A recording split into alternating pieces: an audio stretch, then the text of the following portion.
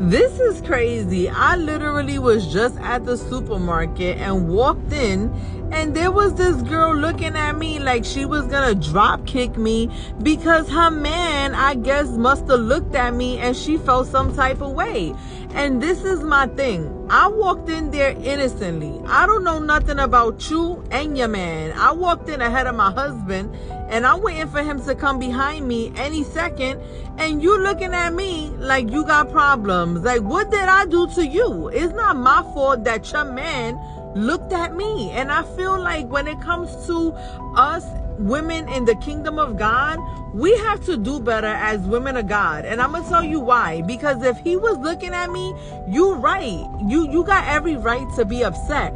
But you can't be upset at a woman who ain't even do nothing, who just literally, what was my fault? Just literally walking in the supermarket?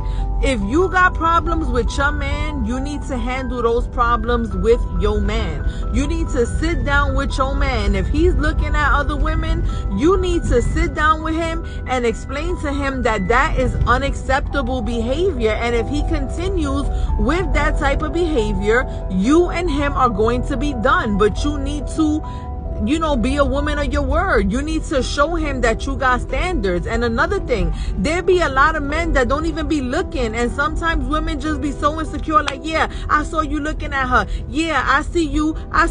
Like, it's going to be a problem. And they just start having these dysfunctional relationships because of their insecurity. And sometimes men run away from that too because they can't handle it. Like, sometimes it's like, come on, like, you a woman. Like, even if you're a woman of God, like, if somebody comes in, to the supermarket with no shirt on, and he's a grown man, and he's there, buff and rough and looking, all that, like all that in a bag of chips. Like, you're gonna look and probably giggle, and your man's gonna be looking at you like, yo, you like that? You like that?